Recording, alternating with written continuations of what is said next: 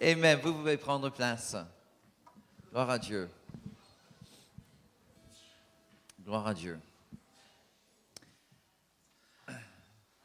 La première fois que j'ai rencontré Jean-Marc Taubois, c'était à travers l'intermédiaire d'un ami on avait en commun qui, justement, avait très insisté à ce que j'invite Jean-Marc à prêcher dans l'église. Cet ami en question que j'honore parce que quand même, c'est grâce à cette personne que j'ai pu rencontrer cet homme. C'est juste que la façon dont notre ami en commun parlait d'Israël, ça m'a toujours un petit peu déstabilisé. Et en conséquence, je me suis dit, est-ce que Jean-Marc va nous déstabiliser encore plus? Qu'est-ce qu'il va nous dire? Est-ce qu'il va nous dire qu'il est hors de question ce que je mette de la pepperoni sur ma pizza? Que je n'ai plus le droit de manger les crevettes? Et tout ça. Bon, parce que dans notre assemblée, on a vraiment l'habitude, on n'invite jamais quelqu'un qu'on ne connaît pas. On va d'abord prendre la connaissance de la personne, ensuite on va réfléchir si on l'invite ou pas. Mais là, j'avais vraiment senti dans mon cas qu'il fallait inviter Jean-Marc. Mais j'avais quand même quelques petites peurs, il faut dire. Mais je n'oublierai jamais, il prend le micro et il dit, voilà, j'aimerais juste simplement vous dire, je ne suis pas là pour vous judaïser, ni pour vous dire il ne faut plus manger du porc. J'ai dit, ok, merci Seigneur. Voilà, là c'est bon. Hein? J'ai dit maintenant, il peut tout dire. Et non, et depuis là, ça fait des années depuis ce petit moment-là. Et vraiment depuis les années, Jean-Marc, il enseigne. J'aimerais qu'il enseigne davantage dans l'Église. Mais bon, aussi souvent que nous pouvons tirer sur le cordage de son cœur, nous l'invitons. Il enseigne aussi dans notre école de pasteur. Et c'est quelqu'un qui est très fortement respecté dans notre assemblée. En tout cas, Jean-Marc, merci d'avoir répondu à notre invitation, de partager ce moment prophétique et stratégique avec nous. Et nous voulons vraiment t'honorer ce soir. Donc, je vous invite à vous lever et applaudir très fortement notre Seigneur et notre invité.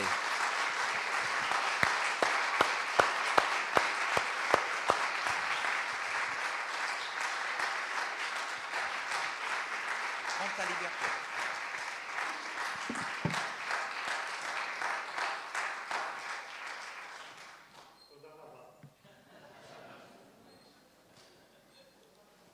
Voilà.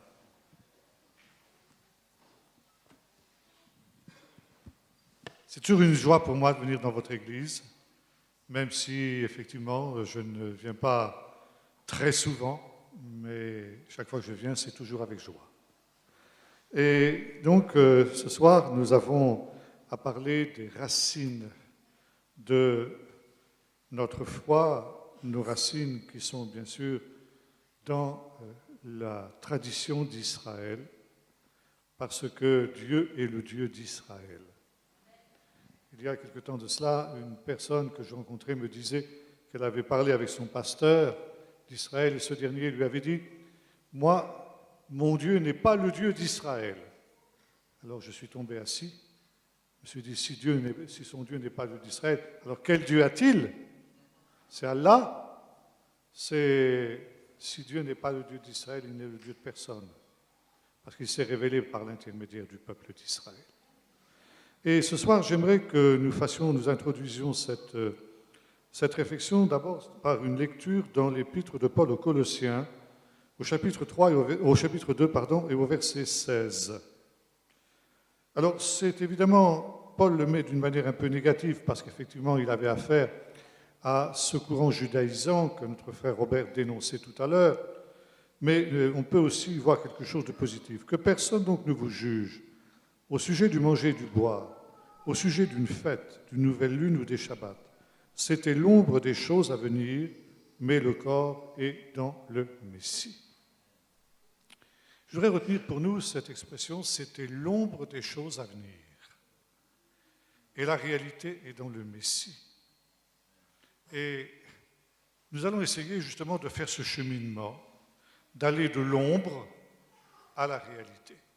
C'est-à-dire, toutes ces réalités, ces fêtes d'Israël tournent et poussent notre esprit dans une nouvelle rencontre avec Jésus, qui est la réalité de ce qui a été annoncé au travers de ces images, de ces types et de ce que Paul ici appelle des ombres.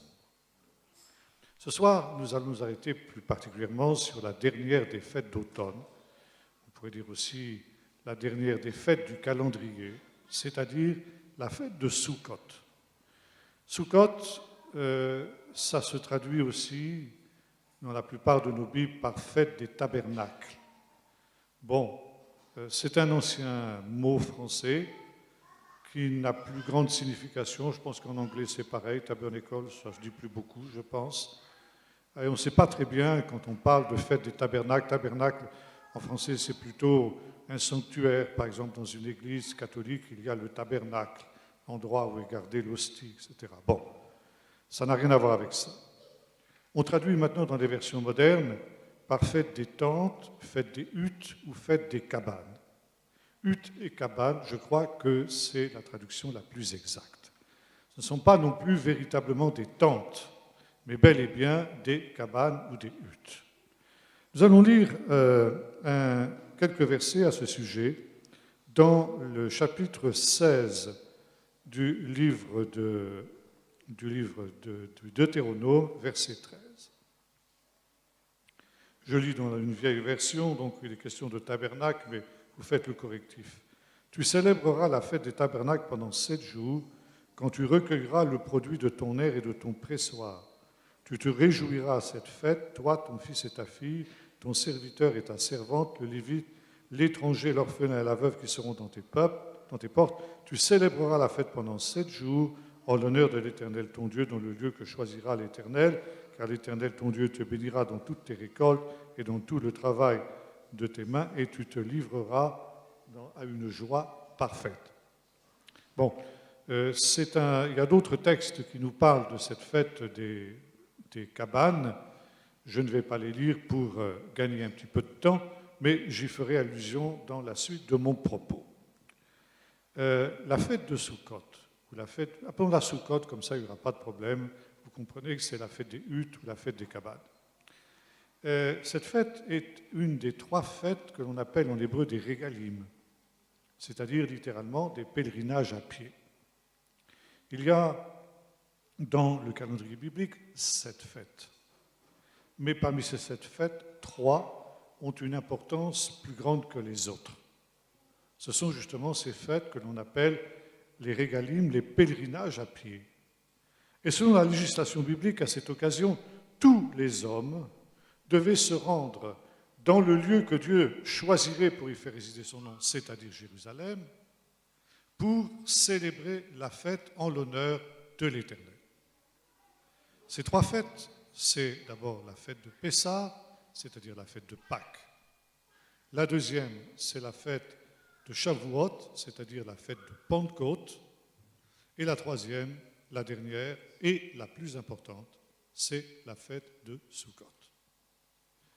Ces 3 fêtes, ces 3 régalim, il est intéressant de noter que 2 d'entre eux sont passés dans le calendrier liturgique chrétien, pour des raisons différentes d'ailleurs de celles qui sont mentionnées dans l'Écriture, mais le fait est que les chrétiens de toute obédience célèbrent au moins 2 de ces régalim. On célèbre la fête de Pâques, qui commémore pour nous la résurrection de Jésus. On célèbre la fête de Pentecôte, qui en réalité est la fête des moissons, et qui représente pour nous la naissance de l'Église et l'effusion du Saint-Esprit sur les 120 qui se trouvaient dans la chambre haute à Jérusalem. Et curieusement, on ne célèbre pas la fête de Sukkot, qui pourtant est la plus importante et la plus grande de toutes ces fêtes. Nous aurons l'occasion de voir demain, j'y reviendrai un peu plus longuement, que pourtant c'est quelque chose qui est anormal, bibliquement parlant. Parce que dans le chapitre 14 du livre du prophète Zacharie, il est question de la fête de Sukkot comme étant une fête qui concerne essentiellement les non-juifs. Et pendant le temps messianique, le règne du Messie, ou si vous préférez le millénium, toutes les nations viendront chaque année, nous est-il dit, à Jérusalem, la fête de Sukkot. Et si une nation ne monte pas à Jérusalem pour célébrer la fête de Sukkot, la pluie ne tombera pas sur elle. Nous aurons l'occasion de voir tout à l'heure qu'il y a une relation entre la fête de Sukkot et la pluie, justement. La pluie, symbole de la bénédiction. Par conséquent, ici, c'est quelque chose de tout à fait anormal que le peuple chrétien, le monde chrétien, ne célébrera pas cette fête qui, pendant le règne messianique, comme je l'ai dit il y a un instant, deviendra au contraire une fête absolument obligatoire. Bien. Ces préambules étant dit, abordons maintenant le sens de cette fête. C'est une fête qui se célèbre à la charnière entre la saison sèche et le commencement de la saison des pluies. C'est une fête qui se célèbre pendant 8 jours, c'est-à-dire 7 jours plus 1. Nous aurons l'occasion de voir que le 8e jour est aussi un jour très particulier.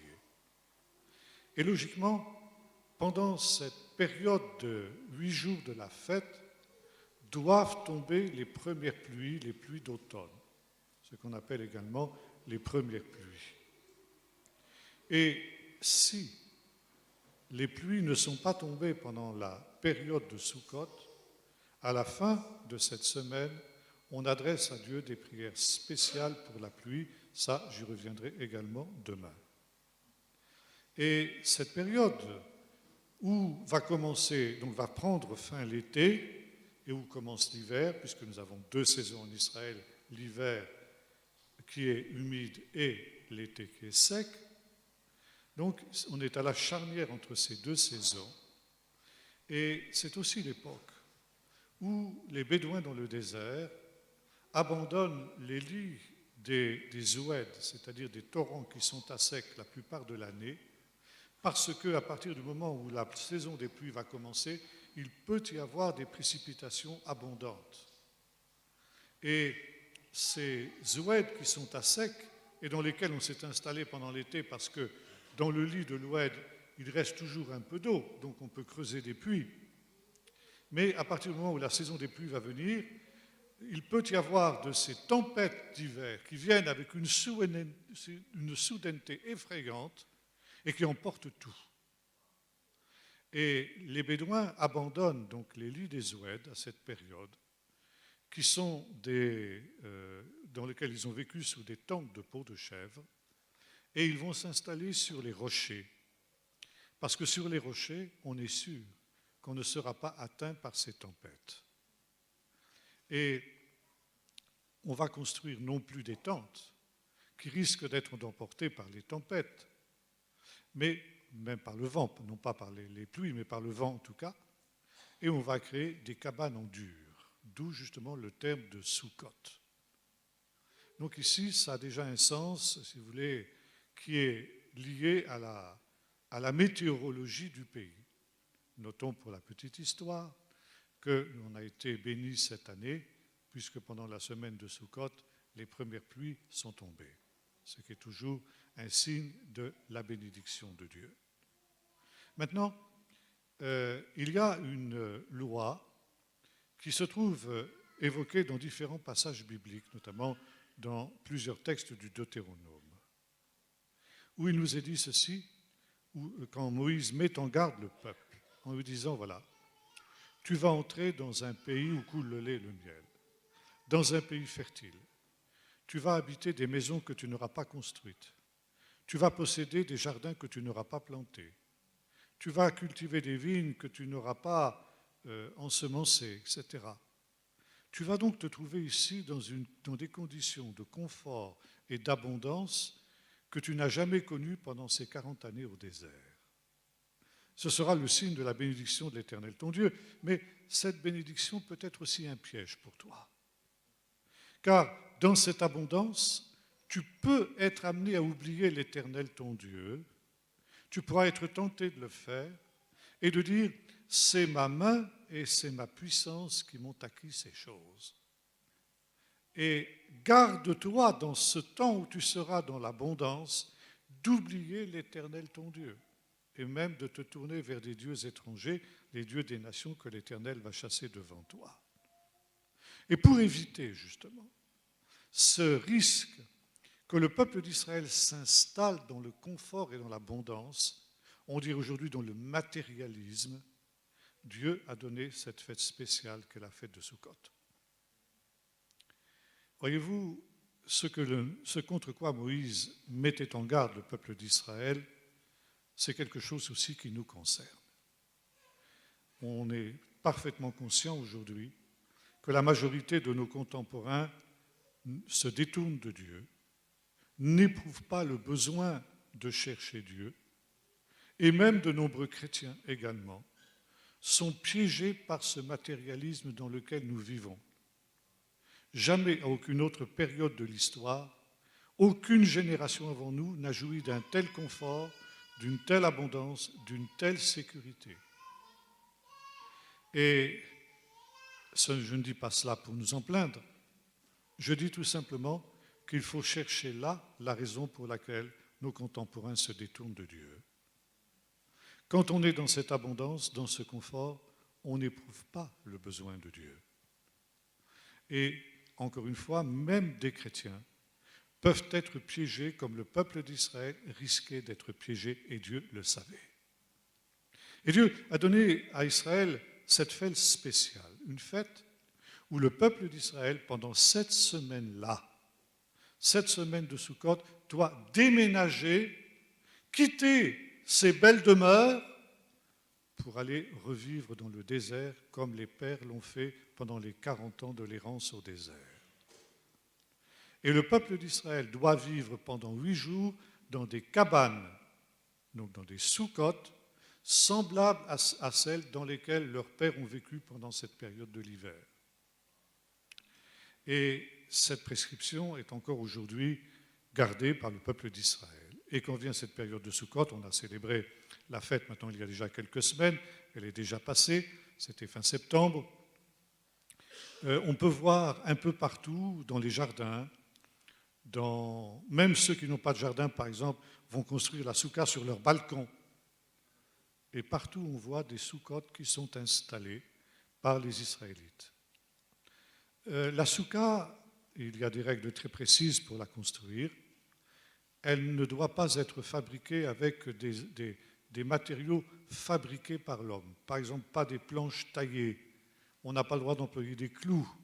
On n'a pas le droit d'employer des objets de ce type-là. On doit prendre des objets bruts. Ça veut dire des branches, des troncs d'arbres non taillés. On recouvre la soukha avec des branches de palmier. Et logiquement, il faut que quand on est dans la soukha, on puisse voir le ciel au travers du toit. Et si les premières pluies tombent, elles vont tomber aussi à l'intérieur de la soukha. Et selon la législation, on doit vivre, c'est-à-dire on doit manger, dormir pendant les 8 jours sous la soukha. Très honnêtement, il y a peu d'Israélites qui suivent cette prescription à la lettre, et il y en a peu qui dorment sous la soukha. Par contre, il est de coutume de manger sous la soukha. La soukha, elle est aussi décorée. Elle est décorée avec des guirlandes, avec des espèces de boules, un petit peu, si vous voulez, comme nos décorations des sapins de Noël, des choses comme ça. Ça veut dire que c'est un temps de fête. C'est un temps d'une fête et qui est la plus grande de toutes les fêtes. On l'appelle d'ailleurs tout simplement Chag, Chag, la fête. Il en est question, par exemple, dans le chapitre 10 de l'évangile de Jean, où il nous est dit que Jésus monta à la fête. Il n'est pas précisé de quelle fête il s'agit, ce n'est pas nécessaire de le faire, car quand on dit la fête tout court, c'est bien entendu de la fête de Sukkot qu'il s'agit. Et il nous est dit, nous l'avons lu tout à l'heure dans le texte du Lévitique, que le peuple d'Israël est invité à se réjouir d'une joie totale. Là, c'est le temps, on appelle ça aussi en hébreu, le temps de notre joie. Or, ici, nous sommes dans une situation très paradoxale. Comme je vous l'ai dit, le peuple d'Israël déménage pour aller vivre au désert dans cette souka fragile, dans cette souka précaire. Par conséquent, dans des conditions d'inconfort et de situation de dénuement d'une certaine manière. Il n'y a apparemment pas raison de se réjouir spécialement. Mais il y a pire encore. C'est que pendant cette fameuse semaine de Sukkot, on lit et on médite un livre de la Bible très spécial, dans lequel les chrétiens n'ont pas tellement l'habitude de méditer et sur lequel ils s'arrêtent assez peu. C'est ce qu'on appelle en hébreu le livre de Qohélet et qu'on appelle en français le livre de l'Ecclésiaste. Vanité des vanités, tout est vanité. Et l'Ecclésiaste va poursuivre sur ce ton-là pendant les 12 chapitres de son livre.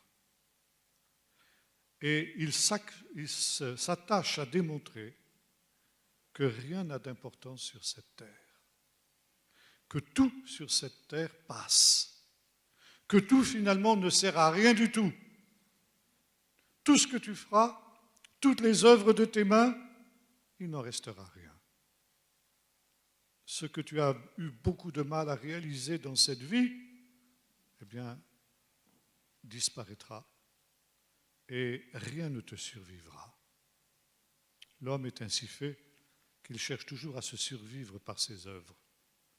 Regardez les grands conquérants, Napoléon, il a construit l'Arc de Triomphe pour qu'on se souvienne de lui et de sa gloire après sa mort.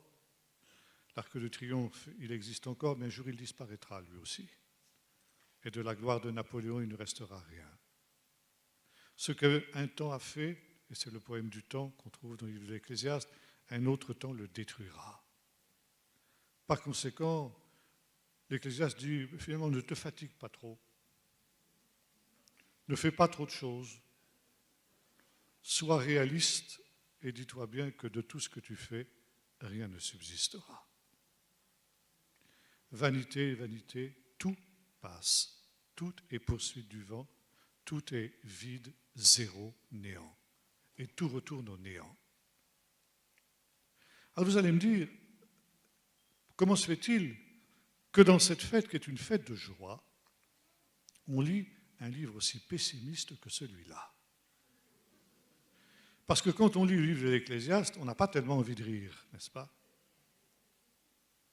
Eh bien, là aussi, il y a une réponse des sages d'Israël. C'est que justement, l'Ecclésiaste nous apprend à désespérer de tout ce qui est inutile et de tout ce qui est vain. C'est un écrivain français du siècle dernier qui s'appelait Georges Bernanos qui a dit quelque chose de très juste et que l'on pourrait appliquer à ce livre de l'Ecclésiaste et à l'usage qu'on en fait pendant la fête de Sukkot.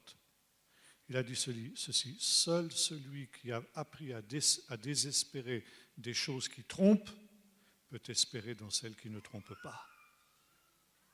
Et c'est le but de l'Ecclésiaste. Nous faire désespérer de tout ce qui trompe, de tout ce qui est ével, et ével en hébreu c'est très intéressant. Ével ça signifie vanité, néant, zéro, mais ça veut dire aussi idole. Tout ce en quoi l'homme met sa confiance et son espérance, ça devient une idole. Tout est ével, tout est idole. Le travail, le bonheur, toutes les réalisations, le succès, la gloire, l'argent, tout cela finalement peut devenir une idole. Et justement ce confort, ce matérialisme dans lequel le peuple d'Israël s'est installé depuis l'entrée dans la terre promise risque de devenir idole et de le détourner vers des idoles. Alors, une fois par an, le peuple d'Israël doit se dépouiller de ce confort, doit se dépouiller de ce matérialisme pour aller vivre en reprenant conscience de la précarité de son existence. La soukha, c'est le symbole de la précarité, de la fragilité. Pierre, par exemple, utilisera ce texte quand il parle de lui-même, il dit « Aussi longtemps que je suis dans cette tente, dans cette soukha ».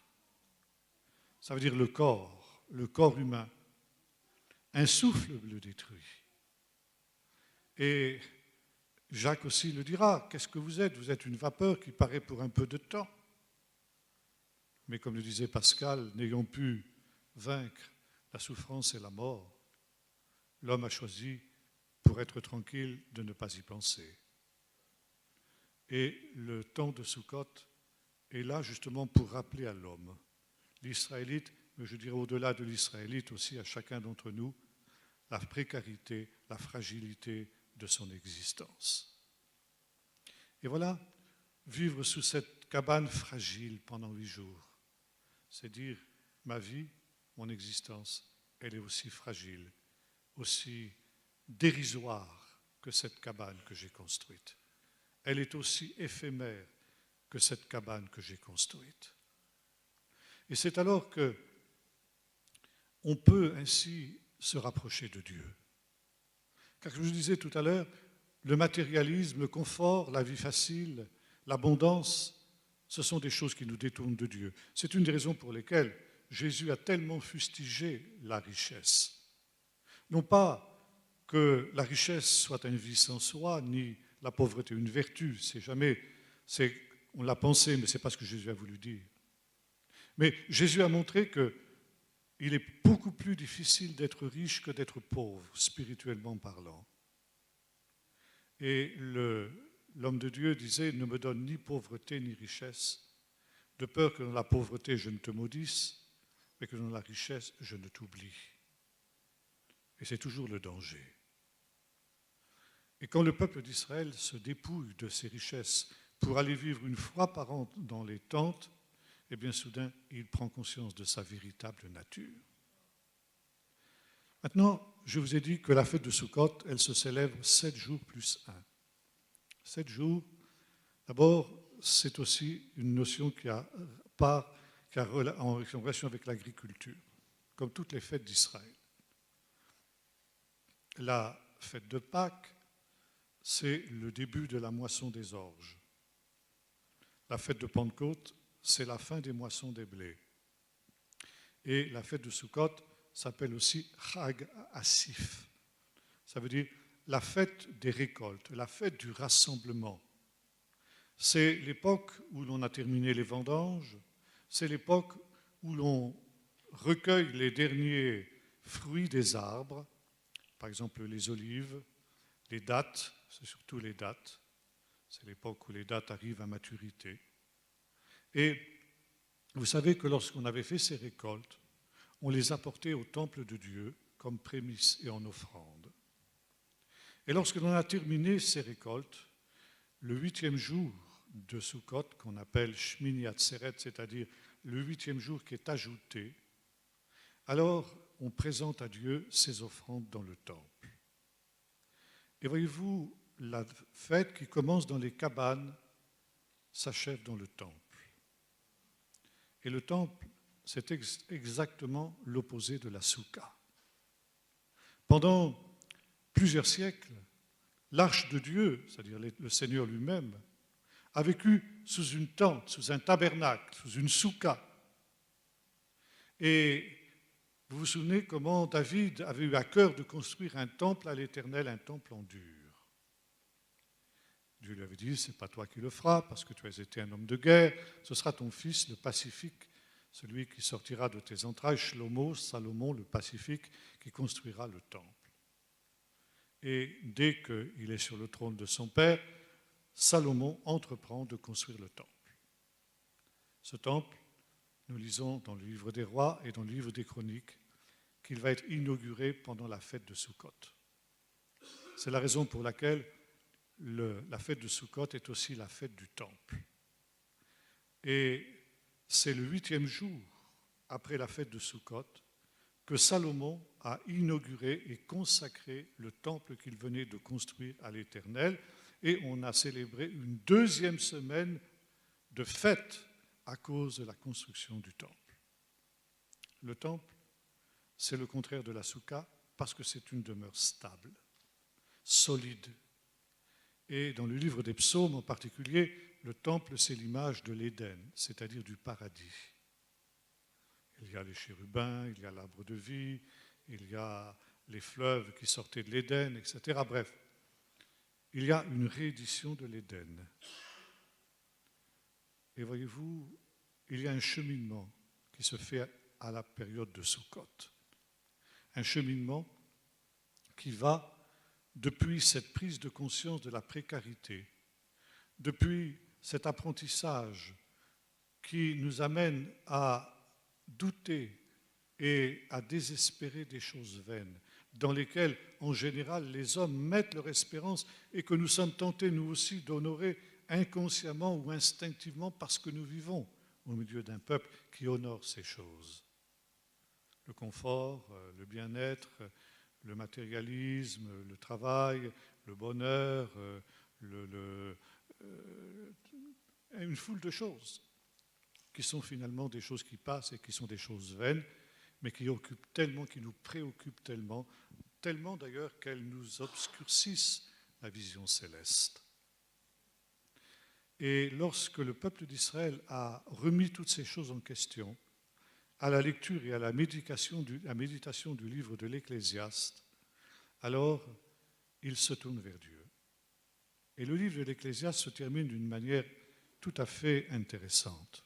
Il commence par cette expression que j'évoquais tout à l'heure, Evel, Evelim, tout est Evel, tout est vanité, tout est idole, tout est néant, tout est rien. Et il se termine par ceci, crains Dieu et observe ses commandements, car c'est le tout de l'homme. Alors on va du rien, Evel, au tout, à la fin du livre. Et l'Ecclésiaste aussi évoque le Dieu qui fait tout, le Dieu qui recueille tout. Il faudrait que je vous parle longtemps sur cette expression, le Dieu qui recueille tout. Nous avons dit, tout ce que tu fais est vanité. Il n'en restera rien.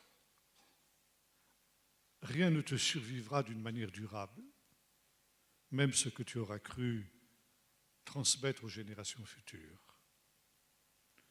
Tout disparaît, tout va dans le néant. Non, parce qu'il y a des œuvres qui, si elles sont faites en Dieu, sont considérées par lui comme dignes d'être récapitulées. Et ces œuvres-là, tu les retrouveras un jour dans la gloire céleste, dans ce paradis retrouvé, dont le temple est l'image.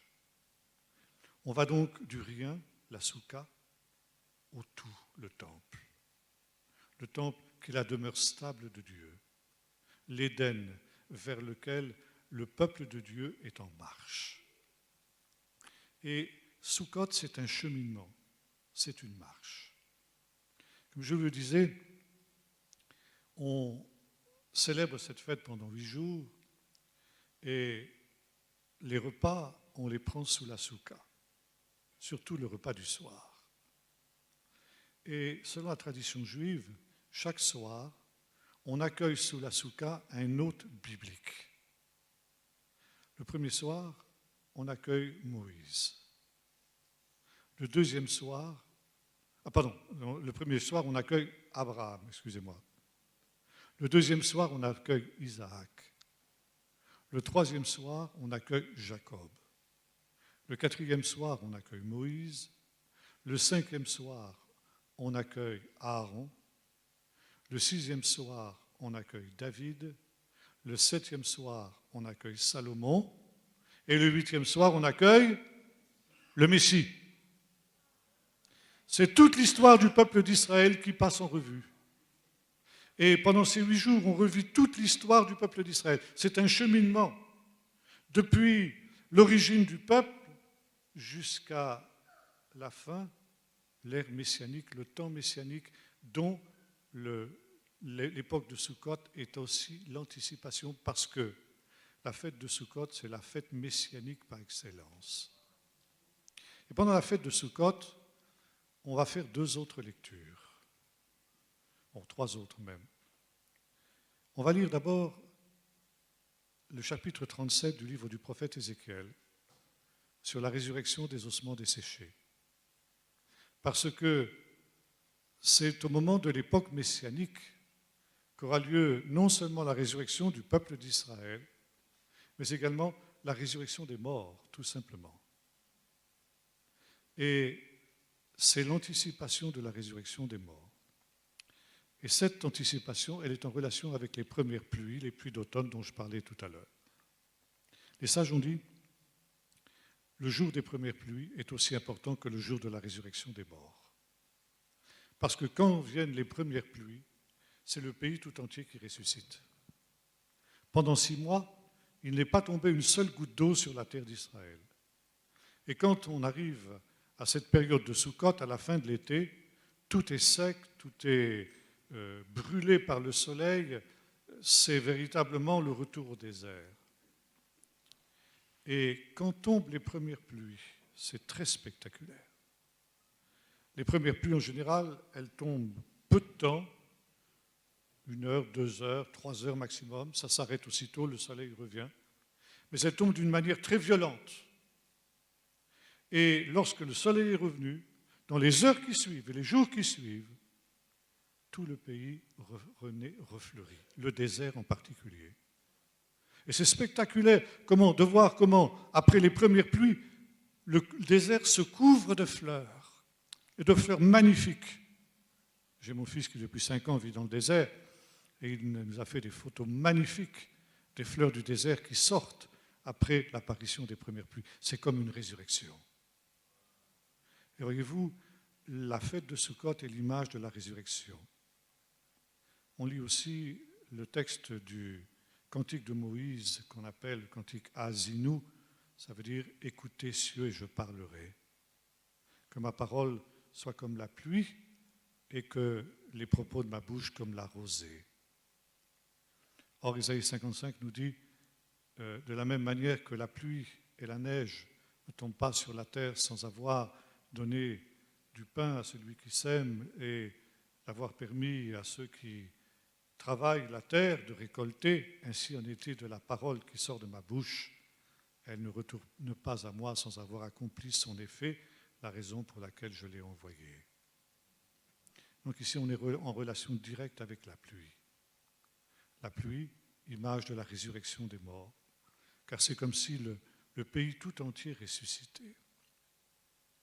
Et puis, il y a un autre texte que l'on lit aussi, toujours dans le livre du prophète Ézéchiel, c'est la suite du chapitre 37, les chapitres 38 et 39, qui, eux, évoquent la guerre de Gog, la guerre finale, la guerre apocalyptique, qui verra la destruction des forces du mal, dont la condition est indispensable pour que vienne le règne messianique. Et puis on lit les chapitres 40 à 47, où il est question du temps messianique et notamment de la reconstruction du nouveau temple. Ce temple vers lequel on est en marche, puisque nous l'avons vu, il représente le temps où le Messie viendra s'asseoir dans le temple, reconstruira le temple et ressuscitera les morts. Ce sont les 2 signes qu'il donnera pour manifester qu'il est véritablement le Messie. Il y a donc ici ce cheminement vers le temps messianique. Et ce temps messianique, il est aussi représenté par cette construction du temple. Salomon était aussi, d'une certaine manière, une image du Messie. Et lorsque Salomon a construit le temple, plutôt que David a préparé les matériaux pour la construction du temple, il a dit ceci, jusque maintenant. On comprend très mal ce texte. Il est trop souvent très mal traduit dans nos Bibles parce que les traducteurs n'ont pas très bien compris de quoi il retournait. Mais ils ont traduit à peu près ceci. Jusque maintenant, nous étions errants. Nous sommes errants dans ce monde. et il n'y a pas pour nous, nos jours s'acheminent donc vers la mort, et il n'y a pas pour nous de mikvé. Et on traduit, il n'y a pas pour nous d'espérance. Bon, mikvé, ça peut effectivement vouloir dire espérance, mais mikvé, ça veut dire littéralement un lieu de rassemblement, un lieu où il y a de l'eau et où les troupeaux se rassemblent pour boire lorsque la nuit tombe. C'est très intéressant de voir encore aujourd'hui dans le désert, quand la nuit s'approche, les troupeaux qui remontent et qui viennent dans ces mikvés, dans ces abreuvoirs pour s'abreuver avant la nuit. Donc mikvé, c'est un endroit de rassemblement. Ça veut dire jusque maintenant, le peuple d'Israël était dispersé, il habitait sous des tentes. Et il n'y avait pas de mikvé, il n'y avait pas de lieu de rassemblement où le peuple d'Israël pouvait trouver une demeure stable, une stabilité qu'il ne connaissait pas. Mais à partir du moment où le temple va être construit, il va avoir une demeure stable, un endroit où il va pouvoir se rassembler pour entendre la parole de Dieu qui retentit dans ce qu'on appelle le dvir, c'est-à-dire la partie intérieure du temple, le Saint des Saints, d'où sort la davar. Dvir, davar, c'est la même racine, c'est la parole de Dieu. La parole de Dieu qui est comme cette rosée bienfaisante, qui donne la vie aux morts et qui permet justement d'avoir cette espérance au-delà de la mort. Voyez-vous ici tout ce rituel de Sukkot et toute cette richesse qu'il y a dans tous ces rituels. Maintenant, il y a un autre texte aussi dans la Torah qui nous dit que cette fête de Sukkot, elle doit être célébrée avec ce qu'on appelle les 4 espèces de Sukkot. Je dis ceci. Le premier jour de la fête, tu prendras des branches de palmier. On appelle ça en hébreu lulav. Tu prendras des branches de saule, des branches de myrrhe et le fruit des beaux arbres. Il est intéressant de noter qu'il y a 2 de ces espèces qui sont précisées seulement. Les palmiers et les saules. Et c'est Salomon, sur la tradition, le roi sage, qui a identifié les 2 autres espèces de Sukkot, la branche de myrte et le fruit des beaux arbres, qu'on appelle en hébreu étrog, et qu'on appelle en français le cédra. Cédra, c'est une sorte de gros citron qui n'est pas comestible comme un citron, mais dont on fait de la confiture. Et c'est un gros citron jaune qui est donc, représente quelque chose de doré, si vous voulez, de l'or, un fruit d'or. Pourquoi 4 espèces de Sukkot? Aujourd'hui, ce lulav, comme on l'appelle, c'est-à-dire cette combinaison des 4 espèces de Sukkot, est indispensable pour tout juif qui veut célébrer la fête de Sukkot. Et on peut se présenter dans le temple à l'époque de Jésus, par exemple, d'abord vêtu de robe blanche, avec justement ces 4 espèces de Sukkot, dont la principale et la plus spectaculaire était une palme, une branche de palmier. Ce palmier qui arrive à maturité à cette période, comme je l'ai dit tout à l'heure, le palmier c'est un arbre magnifique, on fait tout avec ça. Et on faisait notamment les toits des Sukkot. Et là, il y avait le 7e jour de la fête, un jour qu'on appelait Hoshana Rabbah. Littéralement, ça veut dire le grand salut. Vous trouvez cette expression dans l'Épître aux Hébreux, au chapitre 1er, quand il nous est dit « Comment échapperons-nous si nous négligeons un si grand salut ?» En hébreu, ça se dit Hoshana Rabbah. Hoshana, c'est une expression qui a été déformée dans notre langue, dans un mot que vous connaissez tous, Hosanna. En fait, le mot exact, c'est Hoshana, c'est 2 mots, Hosha, sauve-na, s'il te plaît. Sauve-nous, nous t'en prions. Et ce 7e jour de la fête du Hoshana Rabbah, quand on lisait justement ces textes d'Ézéchiel que j'évoquais tout à l'heure, alors on entrait dans le temple vêtu de ces robes blanches avec ces palmes et on criait Hoshana. Voyez-vous, c'est l'image de ce qui se passera quand le Messie viendra. quand le Messie viendra, il sera accueilli de cette manière.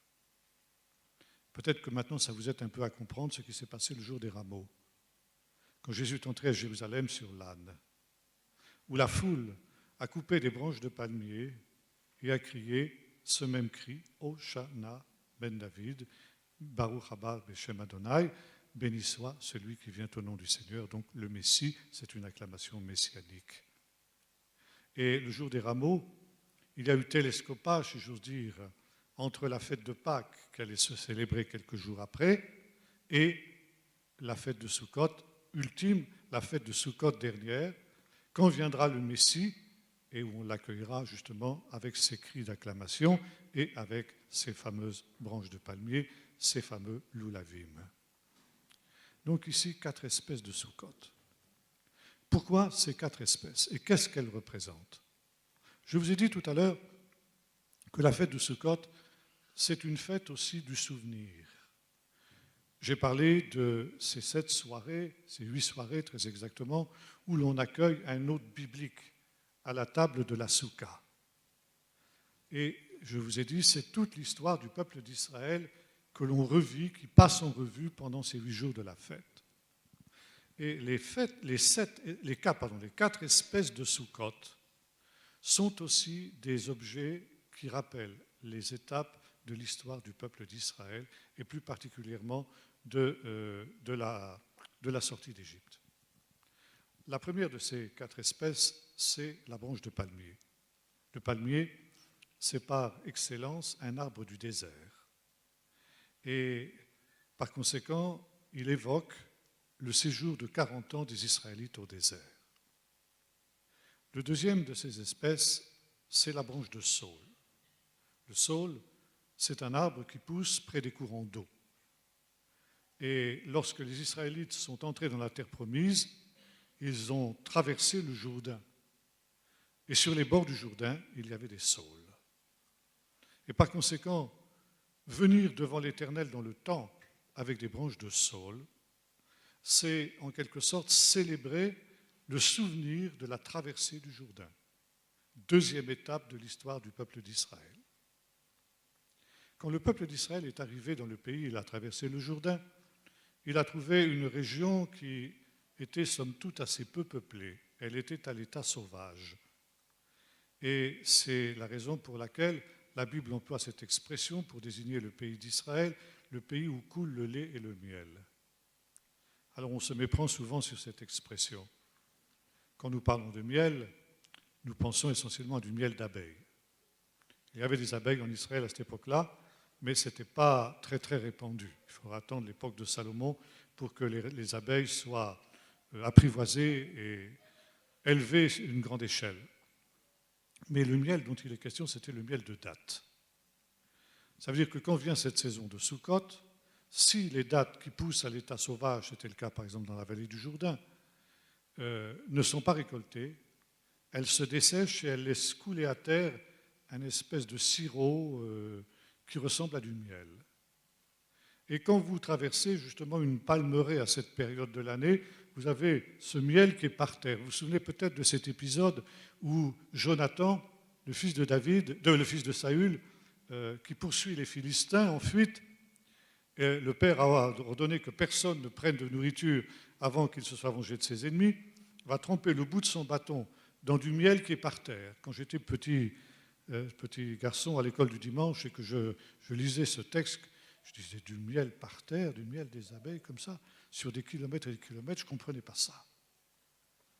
Et quand je suis arrivé en Israël et on m'a expliqué que c'était le miel de dattes, alors j'ai mieux compris. Donc le pays où coule le lait et le miel, parce que ces dattes n'étaient pas récoltées.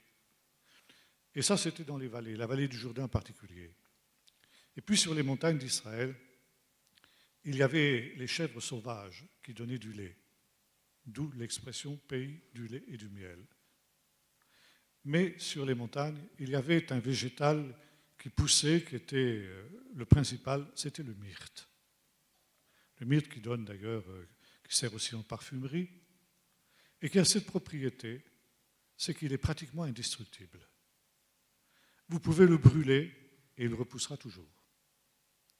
Et ça, c'est l'image, voyez-vous, de la troisième étape de l'entrée du peuple d'Israël dans le pays. Première étape, le palmier, le désert. Deuxième étape, la traversée du Jourdain, le saule. La troisième étape, l'entrée dans la terre promise, le myrte.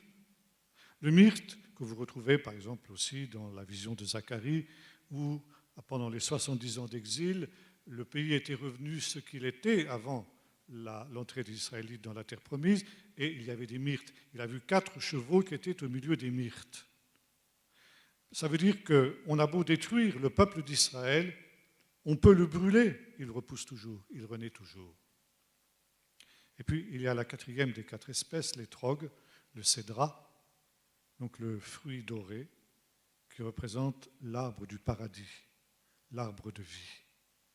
Le paradis retrouvé et l'arbre retrouvé. Et c'est la dernière étape de l'histoire du peuple d'Israël, quand il retrouvera le paradis perdu. Alors on va de l'errance du désert jusqu'au paradis. Voyez-vous le processus? Et c'est la raison pour laquelle, au fur et à mesure que le temps passe, que les jours passent, la joie augmente. Jusqu'au moment où on arrive au 8e jour. Je vous ai dit, la fête se célèbre 7 jours plus 1. Parce qu'il y a cette idée dans le judaïsme que lorsque le Messie viendra, il y aura un 8e jour dans la semaine. Vous trouvez ça dans le livre du prophète Zacharie, où il nous est dit qu'après la destruction des forces de Gog et Magog que j'évoquais tout à l'heure, il y aura un jour qui sera un jour 1. Ça veut dire qu'il y aura un 8e jour à la semaine et un jour qui ne finira jamais, qui sera l'éternité. Et c'est la raison pour laquelle on ajoute à la semaine de Sukkot ce 8e jour, qui est l'image du jour éternel. Et c'est dans ce jour-là que l'on va dans le temple pour célébrer une joie particulière qu'on appelle la joie de la Torah. Et là, c'est le jour où la joie se laisse, disons, on laisse, chaque individu laisse libre cours à sa joie. Encore aujourd'hui, c'est dans tout le pays d'Israël, des chants, des danses, des manifestations de joie. On n'a pas le droit de ne pas se réjouir dans ce jour-là. Il faut que la joie soit complète et la joie soit totale. Parce que ce sera de cette joie que l'on se réjouira, ou c'est l'anticipation plus exactement de la joie qui sera celle du peuple de Dieu lorsque le Messie viendra au dernier jour et qu'ainsi le paradis perdu nous sera rendu.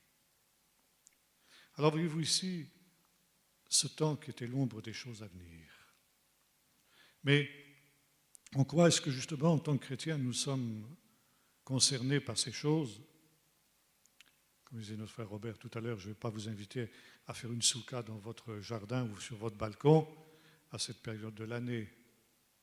Mais personnellement, là c'est un petit secret que je vous confie, pendant ces 7 jours, 8 jours plus exactement de la fête de Sukkot chez moi, eh bien, j'essaye de déménager spirituellement.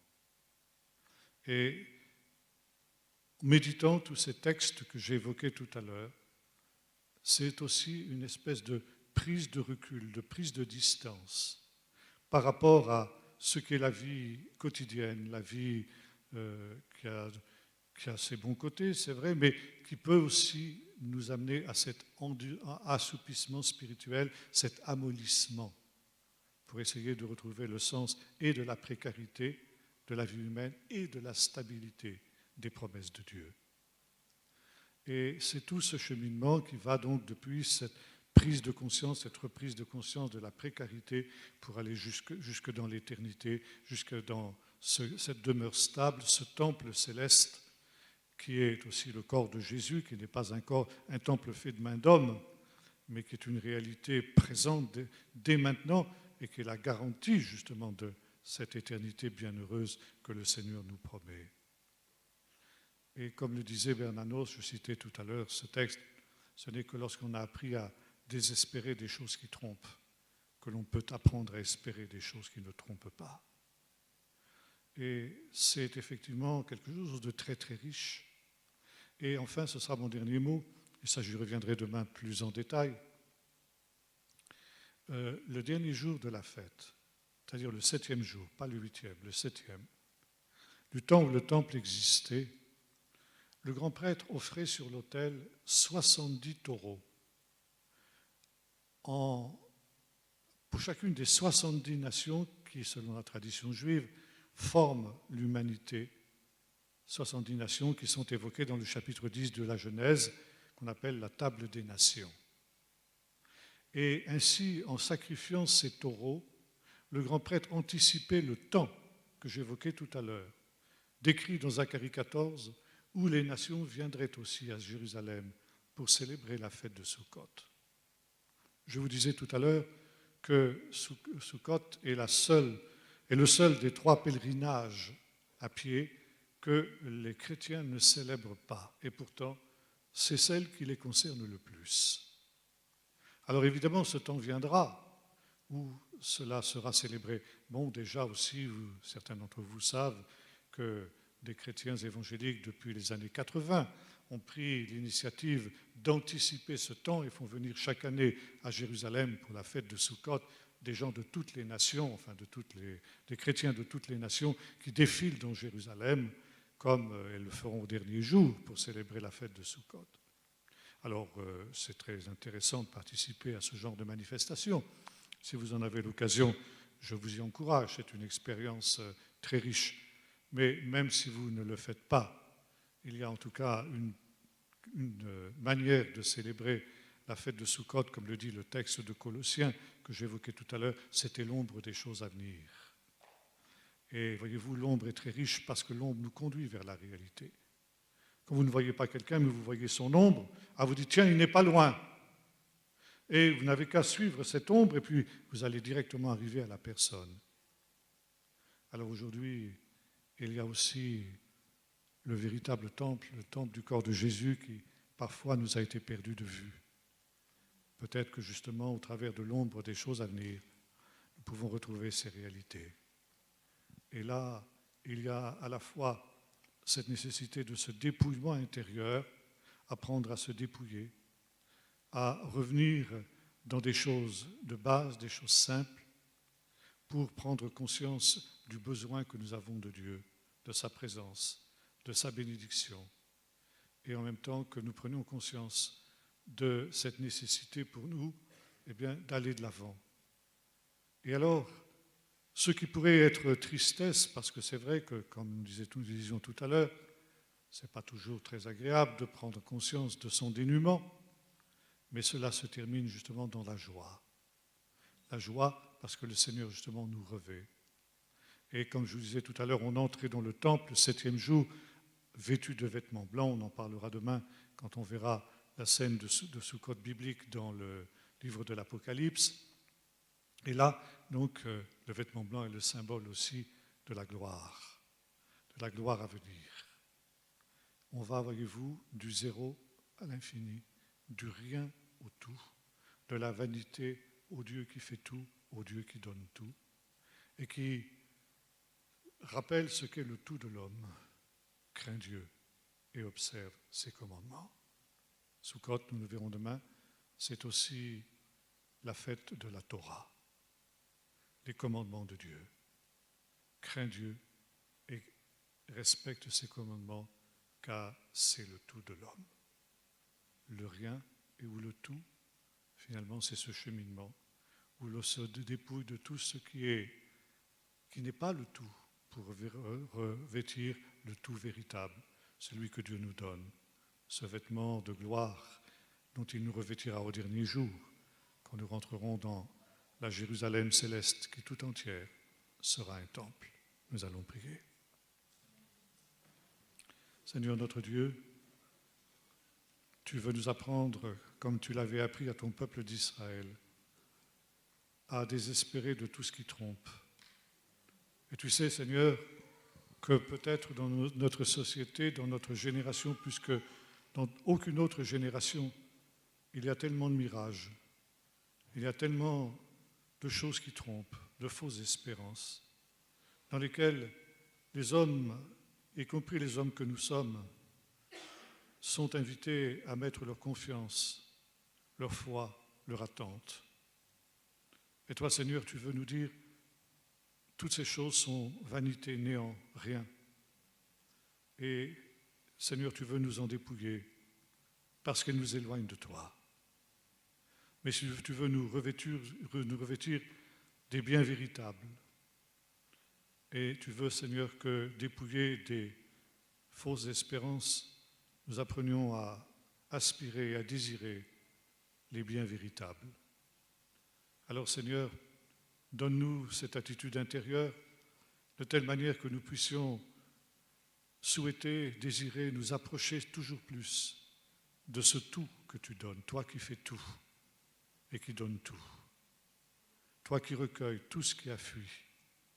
Seigneur, permets que nous puissions être de ceux qui, ainsi, dans cette œuvre, font bien sûr des œuvres qui passeront par rapport à ce monde, mais que nous retrouvons dans la Jérusalem céleste, parce que tu les auras trouvés dignes d'y être recueillis. Et Seigneur, tu nous permettras ainsi d'entrer, non pas les mains vides, mais Seigneur, avec ce qui te fera honneur, de telle sorte que tu pourras nous dire, c'est bien, bon et fidèle serviteur, tu as été fidèle en peu de choses, je te confierai de grandes, entre dans la joie de ton Maître. Amen.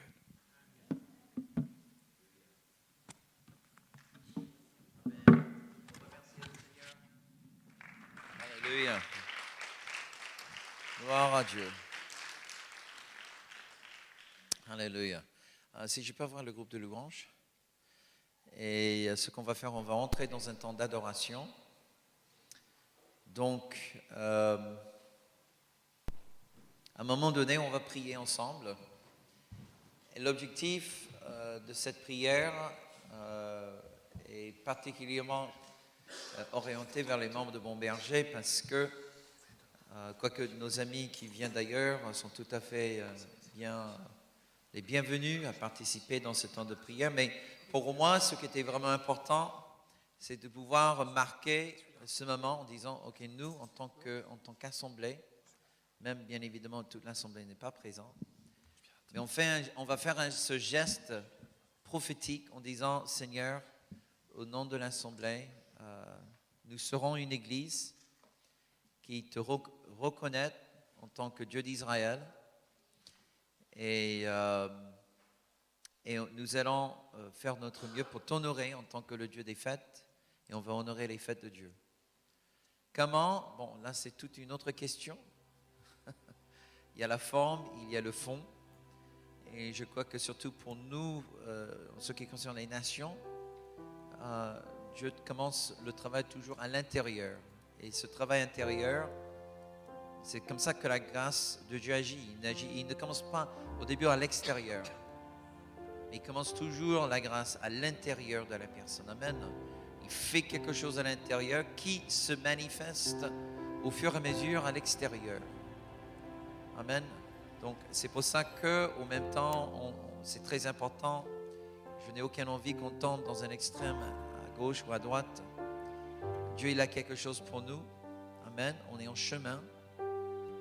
Et cette œuvre déjà est dans le cœur depuis bien 10 ans maintenant, je dirais. Et c'est juste que je crois vraiment et sincèrement que c'est le moment que Dieu nous demande de marquer le territoire. Un peu comme Josué, il a dit, pour moi et ma maison, nous servirons l'Éternel. C'est un peu dans cet esprit-là. Amen. De dire, voilà, pour moi et ma maison, nous allons reconnaître Dieu, le Dieu d'Israël. Amen. Que nous allons honorer ses fêtes à notre mieux. Peut-être chacun va le faire différemment, mais peut-être l'année prochaine, vous serez poussé à construire une cabane dans votre jardin, dormir sous la pluie.